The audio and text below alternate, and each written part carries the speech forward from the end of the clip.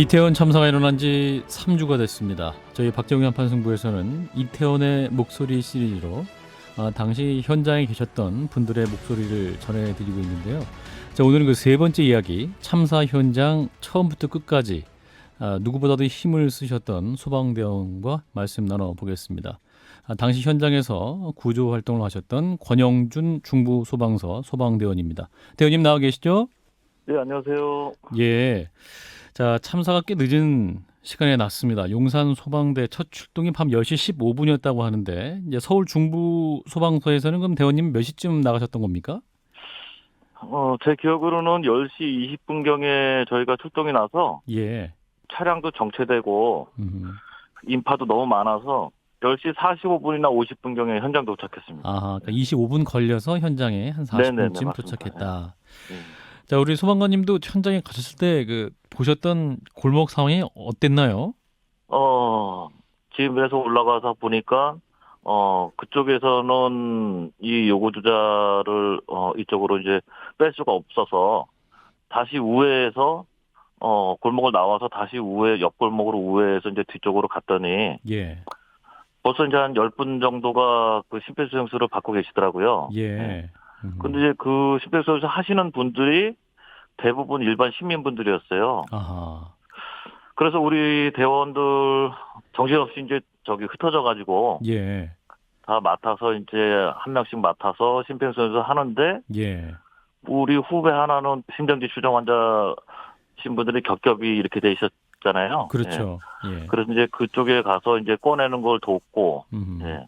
여기서 이 좁은 골목에서 계속 그러신 분들이 의식 없으신 분들이 나오는데, 예.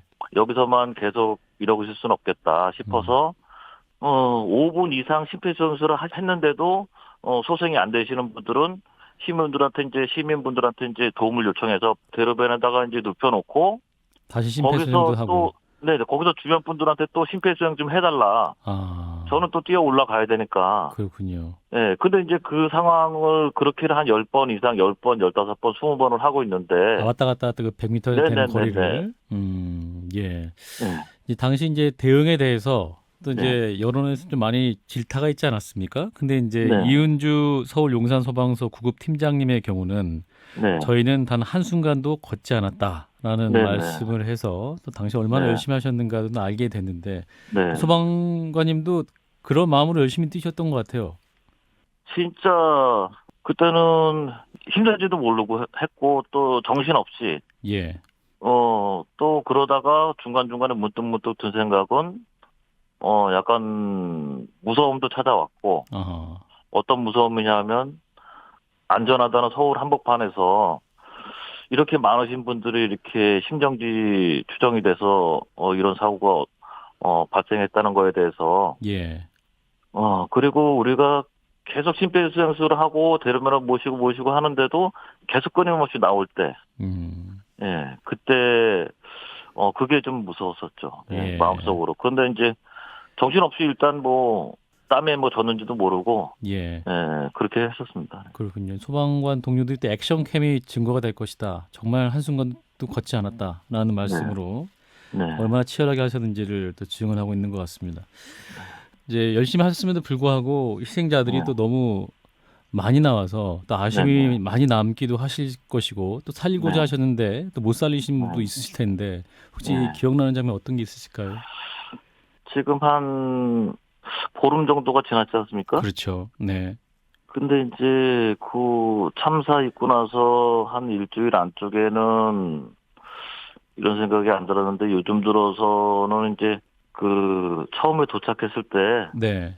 제가 심폐소생술 했던 분들 얼굴이라든가 전체적인 이미지 같은 게 간혹 떠오르더라고요. 예. 그게 제일 마음 아프죠, 뭐. 예.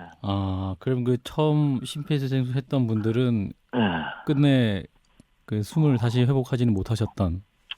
제가 나중에 들은 얘기로는 예. 이제 대로변으로 모셨던 분 중에서 한 분 정도만 깨어나셨다. 아하. 심장이 이제 돌아오셨다. 그런 얘기 들었고 대부분이 만약에 압사로해서 이제 심정지가 되셨다고 치면 5분이 골든타임인데, 예. 그렇군요. 벌써 시간이 흘렀고 저희가 도착했을 때도 이거 큰일 났다. 무조건 살려야 된다. 하는 생각으로 이제 미치도록 그 가슴 압박하고, 네. 그랬죠. 예. 예. 정말 고생 많이 하셨습니다. 예, 국민한 사람으로서 말씀을 드리고요. 당시 또 그 우리 대원님 말고도 현장에 가셨던 분들 중에도 트라우마를 또 호소하는 분도 있다고 들었습니다. 혹시 어떤 말씀들을 하시나요? 현장에 함께 일했던 동료들이? 제가 이제 몇 번 인터뷰를 반복하다 보니까 제가 힘들더라고요. 아, 우리 대원님께서. 왜냐하면 네네. 저 스스로도 이 기억을 계속 돌리는 것 자체가 다시 또 떠올려야 되니까. 예. 그리고 이제 우리 대원들 같은 경우는 평상시에는 화재나 아니면 뭐 사건 사고나 출동 갔다 와서 이제 그거에 대해서 한두 번씩은 이제 우리 소방서 내에서 얘기를 하거든요. 예. 뭐 우리 현장 활동이 어땠다, 잘했다, 못했다. 그런데 뭐 이번에는 그런 얘기를 전혀 안 하고 저 스스로도 이제 다시 꺼내기 싫고 아하. 마음속에 이제 묻어두는 그런 거죠. 예. 아직 우리 또 소방 대원들 사이에서도 좀 더 시간이 필요해 보이는 또 그러한 너무나 큰 아픔이기도 한 것 같습니다. 네, 맞습니다. 이 최성범 용산 소방서장에 대한 그 수사, 소환 조사 이 네. 부분도 이제 현장 계셨던 분들은 굉장히 분노하고 계시는데 네, 배우님 어떤 판단하고 계십니까? 현직 또 소방관들 반응까지 함께 말씀 주시면. 그 용산 소방서장님도 어떻게 보면 최고 지휘관이지 않습니까? 예. 지휘관인데도 불구하고 그날 자택에 있거나 그 소방서 내에 계신 것이 아니라 현장에 미리 3시간 전에 가서 예. 그렇게 그 현장 활동에 그 중점을 두고 그러고 신분은 여태까지 지휘관 중에서 그 손에 꼽을 정도거든요. 예. 그런데 이제 용산 소방서장님뿐만 아니라 그 밑에 지휘팀장님 또 저희 출동했던 대원들의 그 액션캠이라든가 예. 그런 활동 일지 같은 거 그런 것들을 모두 다 압수수색 해가서 그런 문제 삼으려고 하는 모습인 것 같아서 이제 저희로서는 국민들한테 이제 한 분 생명을 살리지 못하는 이제 그런 책임감 그런 것 때문에 힘든데 수사기관에서 그렇게 하는 거에 대해서 이제 사기 저하도 많이 돼 있고 사기 저하. 네. 네. 그런 상태입니다. 그렇군요. 자, 이제 좀 마칠 시간이 돼서요. 이태원 참사, 이 12구 참사 같은 일이 절대 다시 일어나지 않아야 한다라는 것이 우리 모든 국민들의 공감되실 것 같아요. 전문가로서 앞으로 어떤 게 좀 제도적으로 보완이 필요하다고 보십니까? 일단은 사후에 이제 뭐 책임을 얘기하는데 예.